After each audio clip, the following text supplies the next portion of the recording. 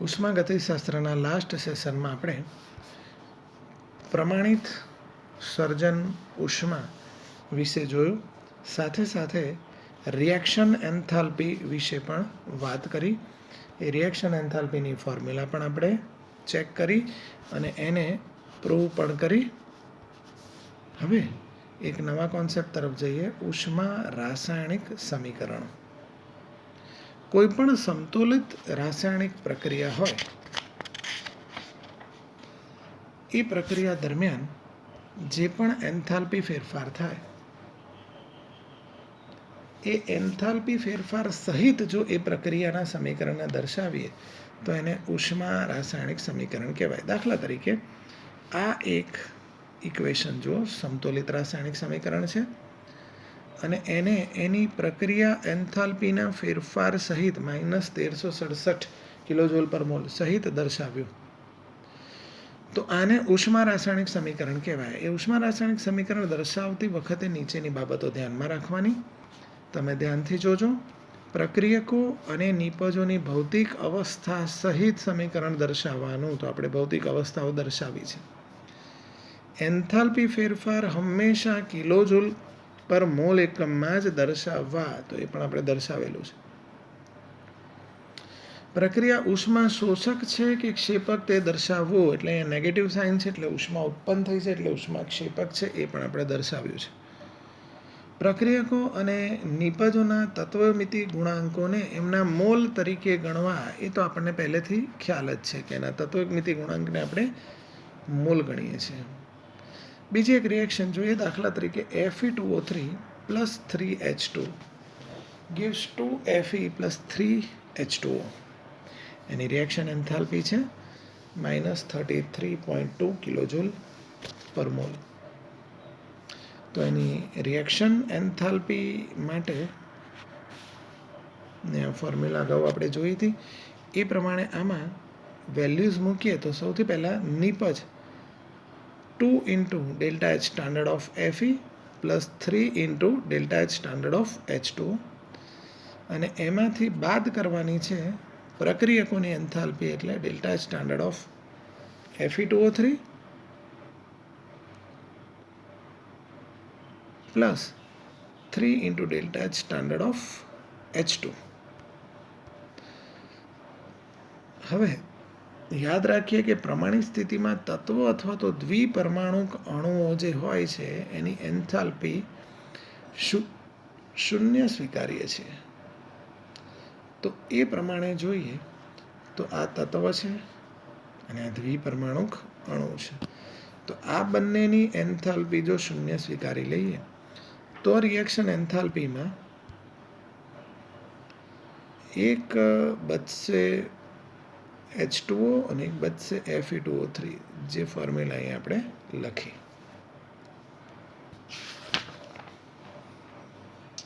હવે એની વેલ્યુઝ મૂકીએ.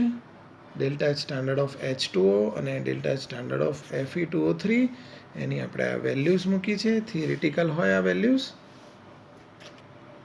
સાદરૂપ આપતા રિએક્શન એન્થાલ્પી આપણને -33.2 કિલોજૂલ પર મોલ મળી ગઈ, જે આપણે અહીંયા દર્શાવેલી.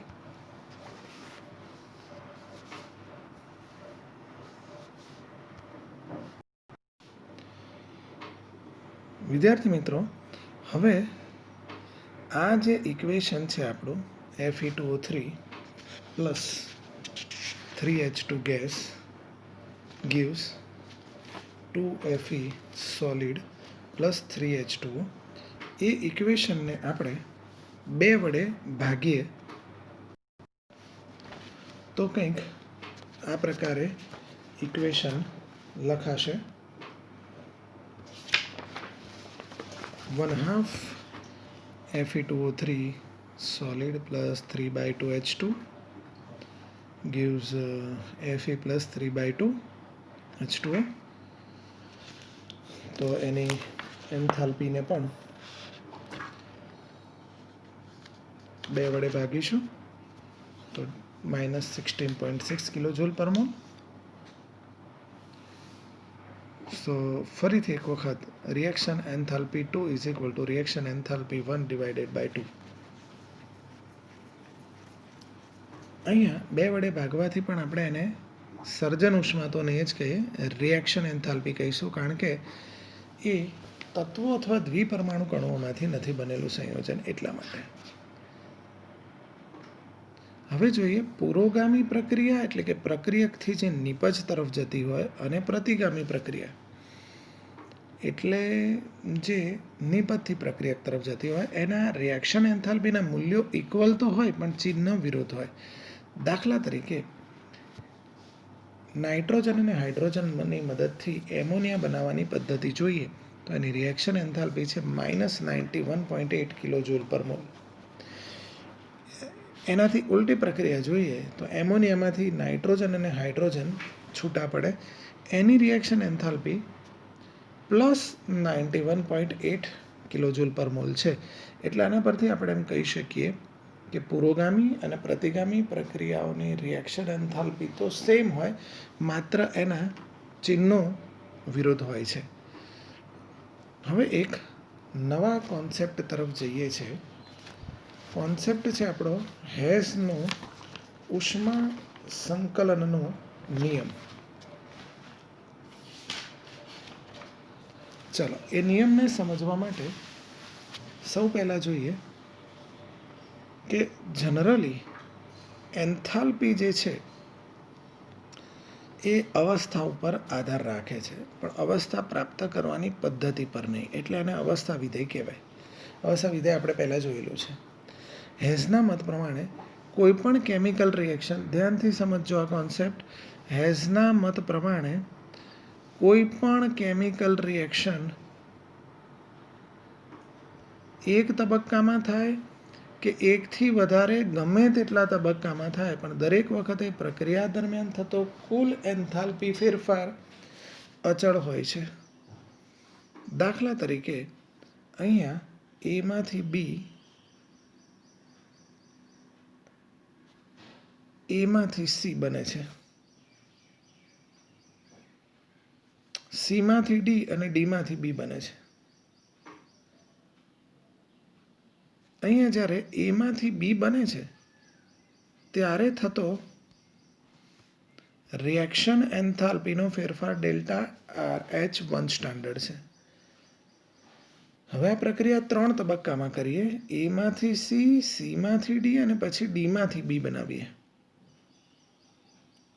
તો દરેક વખતે થતા એન્થાલ્પી ફેરફારને અનુક્રમે આપણે કહી દઈએ કે ΔH સ્ટાન્ડર્ડ 2, ΔH સ્ટાન્ડર્ડ 3 અને ΔH સ્ટાન્ડર્ડ 4 છે. તો હેઝના મત મુજબ આ રિએક્શન 1 સ્ટેપ કરો કે પછી 3 સ્ટેપ કરો, એન્થાલ્પીના કુલ ફેરફારો તો અચળ રહે. એટલે કે ΔH standard 1 is equal to ΔH standard 2 plus ΔH standard 3 plus ΔH standard 4 થાય. એ જ રીતે બીજું એક ઉદાહરણ પણ ચેક કરીએ. કાર્બન અને ઓક્સિજનથી CO2 બનાવ્યો, એનો એન્થાલ્પી ફેરફાર -393.5 કિલોજૂલ પર મોલ છે. હવે એ જ રિએક્શનને હું 2 સ્ટેપમાં બતાવું છું. C+1/2 it gives CO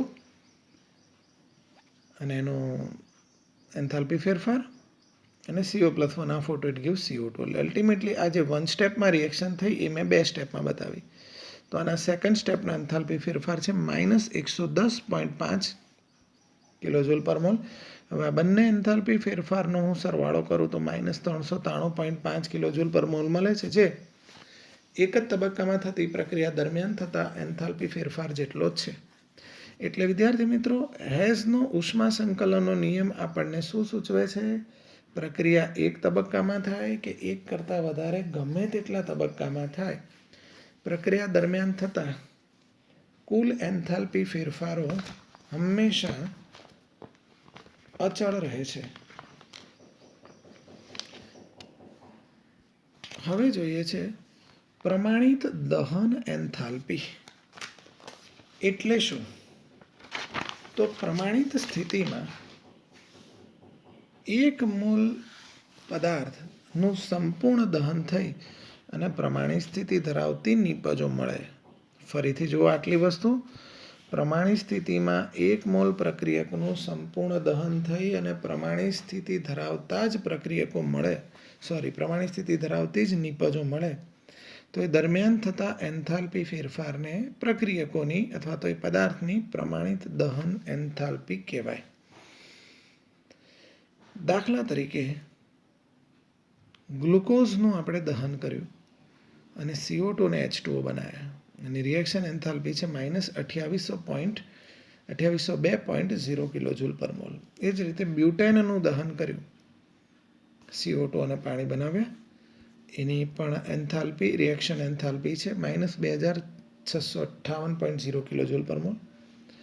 બ્યુટેનનું સંપૂર્ણ દહન કર્યું તો CO2 અને પાણી મળ્યા અને દરમિયાન થતો એન્થાલ્પી ફેરફાર આપણે દર્શાવ્યો, તો એને બ્યુટેનની પ્રમાણિત દહન એન્થાલ્પી કહેવાય. એ જ રીતે ગ્લુકોઝના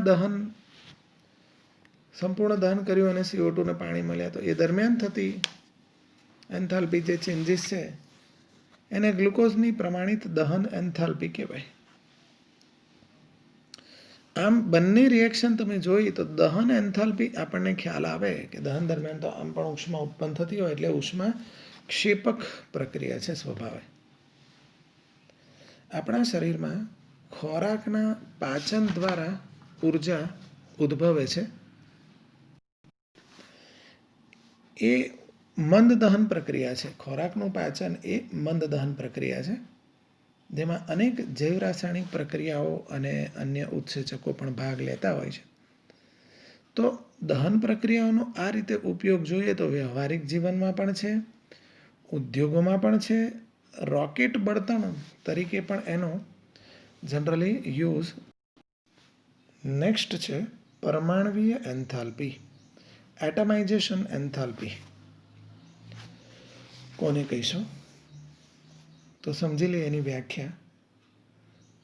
અણુમાં રહેલા 1 મોલ બંધને તોડીને એમાં રહેલા પરમાણુને વાયુરૂપ અવસ્થામાં છૂટા પાડવા માટે જરૂરી ઉષ્મા. ફરીથી, અણુમાં રહેલા 1 મોલ બંધને તોડીને એમાંના પરમાણુને વાયુરૂપ અવસ્થામાં છૂટા પાડવા માટે જરૂરી ઉષ્મા એટલે પરમાણવીય એન્થાલ્પી કહેવાય.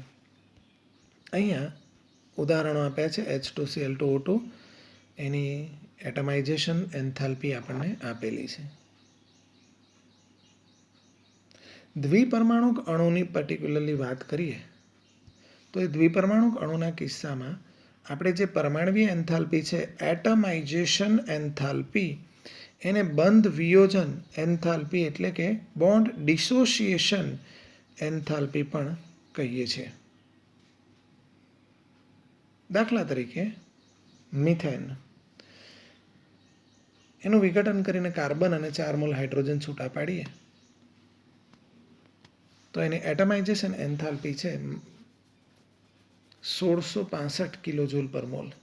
1 મોલ મિથેનમાં રહેલા તમામ બંધોને તોડીને એમાંથી કાર્બન અને હાઇડ્રોજનને મુક્ત કરવા માટે જરૂરી એન્થાલ્પી છે 1665 કિલોજૂલ પર મોલ. અહીંયા ઘન અવસ્થામાંથી સીધું જ સોડિયમનું વાયુ અવસ્થામાં રૂપાંતર થાય છે, તો એ માટે જરૂરી એન્થાલ્પીને આપણે સબ્લિમેશન એન્થાલ્પી પણ કહી શકીએ છીએ. અહીં છે 108.4 કિલોજૂલ પર મોલ.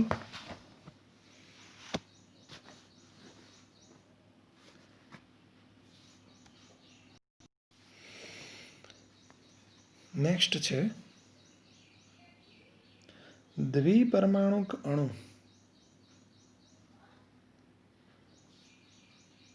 અને બહુપરમાણવિક અણુઓ માટે બંધન એન્થાલ્પી. તો કોઈ પણ કેમિકલ રિએક્શન દરમિયાન બંધ તૂટવાની અથવા તો બંધ બનવાની પ્રક્રિયા થતી હોય, બંધ તોડવા માટે ઉર્જા આપવી પડે અને બંધ બને ત્યારે ઉર્જા રિલીઝ થાય, એટલે આ ઉષ્મા શોષક અને ઉષ્મા ક્ષેપક કહેવાય. દ્વિપરમાણુક અણુની બંધન એન્થાલ્પીને આપણે હમણાં જ કીધું એમ પરમાણવીય એન્થાલ્પી અથવા તો બંધ વિયોજન એન્થાલ્પી કહીએ છીએ. એની રિપીટ લઈ લઈએ વ્યાખ્યા. 1 મોલ બંને તોડીને એમાંના પરમાણુઓને વાયુરૂપ અવસ્થામાં મુક્ત કરવા માટે જરૂરી ઉષ્માને પરમાણવીય એન્થાલ્પી કહેવાય. હમણાં જે ઉદાહરણ આપ્યા હતા એ જ આપણે રિપીટ અહીંયા સમજાવીએ. હવે બહુપરમાણવીય અણુ માટેની બંધન એન્થાલ્પી. તો એ પણ ઉદાહરણ હમણાં આપણે જોયું તો મિથેનમાં રહેલા 1 મોલ મિથેનમાં રહેલા તમામ બંધને તોડીને એમાંથી પરમાણુઓને મુક્ત કરવા માટે જરૂરી ઉષ્મા 1665 કિલોજૂલ પર મોલ હતી. હવે વિદ્યાર્થી મિત્રો ધ્યાનથી સમજો. 1 મોલ મિથેનમાં 4 CH બંધ છે. એમાંનો પહેલો CH બંધ તોડવા આટલી ઉષ્મા આપી. બીજો CH બંધ તોડવા 429. ત્રીજો CH બંધ તોડવા માટે 452 અને ચોથો CH બંધ તોડવા માટે આ રીતે બતાવીશું. ચોથો જે CH બંધ છે એ તોડવા માટે 348 કિલોજૂલ ઉષ્મા આપી. તો પહેલા બંધને તોડવા 427, પછી બીજા બંધને તોડવા 429, ત્રીજો CH બંધ તોડવા 452, ચોથો CH બંધ તોડવા 348, ટોટલ 1665 કિલોજૂલ ઉષ્મા આ રીતે આપણે આપી. તો આમ જ્યારે દરેક બંધને તોડવા માટે આપવી પડતી એન્થાલ્પી અલગ અલગ હોય ત્યારે આપણે બંધ સરેરાશ એન્થાલ્પીનો યુઝ કરીએ છીએ. તો મિથેન માટે ટોટલ એન્થાલ્પી ડિવાઇડેડ બાય 4 એટલે કે 416 કિલોજૂલ પર મોલ મળી. હવે મિથાઇલ, ઇથાઇલ ક્લોરાઇડ, ઇથેનોલ કે અન્ય કોઈ પણ સંયોજનોમાં પણ CH બંધ ધરાવતા તો હોય જ, સંયોજનો અનેક હોય. તો એમાં દરેક વખતે CH બંધને તોડવા માટે આપવી પડતી ઉર્જાનું મૂલ્ય થોડું થોડું બદલાઈ શકે છે. ધ્યાન રાખીએ અહીંયા બંધન ઉર્જા કોઈ પણ રિએક્શનની જ્યારે બંધન ઉર્જાની ગણતરી કરવી હોય ત્યારે આપણે આ ઇક્વેશનથી કરીશું. પ્રક્રિયકના બંધન ઉર્જાના સરવાળામાંથી નિપજનો બંધન ઉર્જાનો સરવાળો આપણે બાદ કરીશું. પરંતુ પ્રક્રિયા દરમિયાન મુક્ત પરમાણુ જો વાયુ અવસ્થામાં હશે